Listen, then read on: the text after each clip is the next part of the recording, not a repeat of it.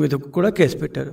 కానీ ఈ కేసులో అత్యంత ప్రముఖమైన పాత్ర వహించిన వ్యక్తి పిఎస్ఆర్ ఆంజనేయులు వెళ్ళిన తర్వాత కోర్టుకి అబద్ధాలు చెప్పిన వ్యక్తి, కేసును దారి మళ్లించిన వ్యక్తి, కోర్టు తీర్పు రాకుండానే హడావుడిగా ఉద్యోగాలు ఇచ్చేసిన వ్యక్తి, ఇవన్నీ చేసింది గౌతమ్ సవాంగ్.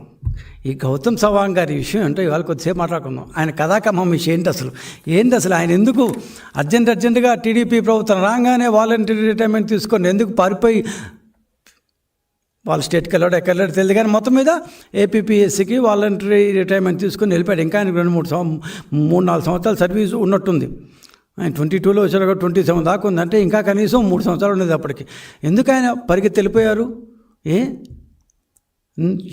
ఎందుకంటే ఏపీపీఎస్సీ చైర్మన్ని తీయడానికి ఎవరి తరమో కాదు. సుప్రీంకోర్టు పోవాలి, పార్లమెంటు పోవాలి, వాళ్ళు అంతా ఒక కమిటీలు వేయాలి. అసలు ఒక రకంగా చెప్పాలంటే అసాధ్యం, తీయని వీలు కాదు. అలాంటి వ్యక్తి ఎందుకు పారిపోయాడు? ఏ తప్పు లేకుండా గౌతమ్ సవాంగ్,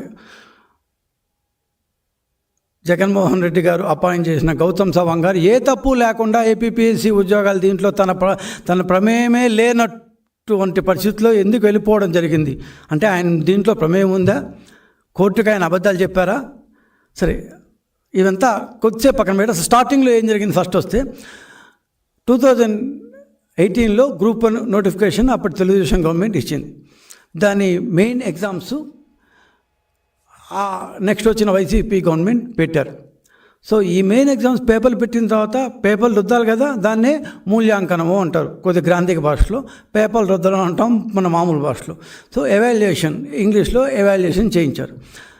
నోటిఫికేషన్లో కానీ ఇప్పటిదాకా ఏపీపీఎస్సీ చేసిన పద్ధతుల్లో కానీ ఏమని ఉందంటే, తీసుకున్న పత్రాలను అంటే అభ్యర్థులు రాసిన పత్రాలను మాన్యువల్ ఎవాల్యుయేషన్, అంటే వ్యక్తిగతంగా ప్రొఫెసర్లు కావచ్చు, ఇంకోళ్ళు కావచ్చు, ఆ స్థాయి ఉన్న వాళ్ళు they will be evaluating the పేపర్లు వాళ్ళు దిద్దుతారు. నేను దాని వీధిలో కూర్చున్న వాళ్ళు దానికి ఒక స్థాయి, దాని అర్హతలన్నీ నిర్ణయింపబడ్డాయి. కానీ ఇక్కడ ఉండేది పిఎస్ఆర్ ఆంజనేయులు కదా. నేను మోనార్కుని అనుకునే పిఎస్ఆర్ ఆంజనేయులు 1,14,00,000 రూపాయలకి మధు అనే ఒక వ్యక్తికి చెందిన సైన్కామ్ అనే ఒక కంపెనీకి ఇచ్చేశారు.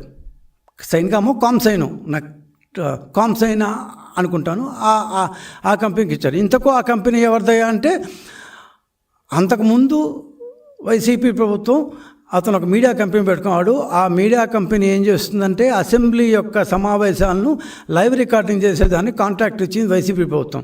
అట్లాంటి వైసీపీ ప్రభుత్వంలో కాంట్రాక్ట్లో ఉన్నవాడికి గ్రూప్ 1 ఉద్యోగాలను దిద్దడానికి కాంట్రాక్ట్ ఇచ్చారు. అసలు మీ ఆఫీసుల్లో చాలా రహస్యంగా కోడ్ నెంబర్లు ఇచ్చి, బార్కోడ్లు ఇచ్చి, రకరకాల దీంట్లో చాలా రహస్యంగా చేయాల్సిన కరెక్షన్ ప్రాసెస్ని ఎవరికో ఇచ్చేసి వాళ్ళందరికీ వాళ్ళ ఇళ్లలో వర్క్ ఫ్రమ్ హోమ్ అంట.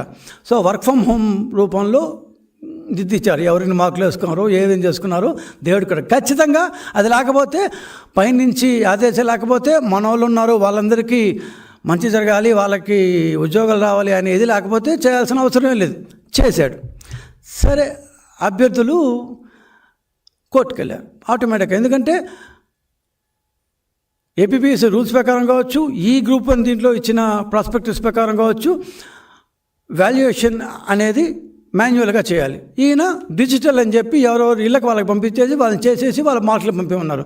దాన్ని ఎవరు మానిటర్ చేశాను, ఎవరు మానిటర్ చేయలేదు. ఆ మధు అనే వ్యక్తి మానిటర్ చేసుకున్నాం. Who is Madhu?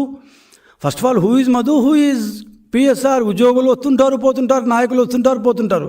వీళ్ళిద్దరు టెస్ట్ తీసుకొని 3వ వ్యక్తి చేతి ఇచ్చేశారు. సరే, కోర్టుకు వెళ్ళారు. కోర్టు చీవాట్లు పెట్టింది. ఒక మామూలు చీవాట్లు కాదు, అమ్మ నా బూతులు తిట్టింది కరెక్ట్గా చెప్పాలంటే. సరేనా? తిట్టిన తర్వాత ఫిజికల్గా అంటే స్వయంగా దిద్దే విధంగా ఏర్పాట్లు చెయ్యి అని ఆయనకి చెప్పింది. ఎవరికి? అప్పటి ఏపీపీఎస్సీ సెక్రటరీ పిఎస్ఆర్ ఆంజనేయులు గారికి. మీ అందరికీ ఒక డౌట్ రావచ్చు, పిఎస్ఆర్ ఆంజనేయులు సెక్రటరీగా ఉన్నప్పుడు అక్కడ ఒక చైర్మన్ కూడా ఉంటాడు కదా, చైర్మన్ రాజ్యాంగబద్ధమైన పదవి కదా, చైర్మన్ చెప్పింది జరగాలి కదా. ఇప్పుడు చైర్మన్ చెప్పింది జరుగుతుంది, దానికి ముందు సవాంగ్ చెప్పింది జరుగుతుంది. మరి పిఎస్ఆర్ ఆంజనేయులు ఇప్పుడు చైర్మన్ ఎవరు, ఆయన ఎందుకు చెప్పలేదు అని డౌట్ రావచ్చు. ఖచ్చితంగా వస్తుంది. ఆయన పేరు ప్రొఫెసర్ ఉదయ్ భాస్కర్. పాపం కాకినాడ జేఎన్టీయూలో ఆయన చాలా ప్రముఖమైన ప్రొఫెసర్. ఆయన్ని తెలుగుదేశం పార్టీ హయాంలో 2016లోనూ 17లోనూ 16 అనుకుంటాను 2016లో చైర్మన్గా ఆయనకి ఇచ్చారు. 4 సంవత్సరాల పాటు చాలా బాగా జరిగింది. ఎప్పుడైతే 3 సంవత్సరాలు జరిగిన తర్వాత ఈ గవర్నమెంట్ వచ్చిన తర్వాత ఆయన రూముకు తాళం వేశారు. ఎంత పచ్చి చెప్పాలి, ఎంత యదోపనలు చూడండి. ఆయన రూమ్లో కూడా పోనీలా. ఆయన పాపం 4-5 రోజులు వచ్చి బెంచ్లో కూర్చున్నాడు.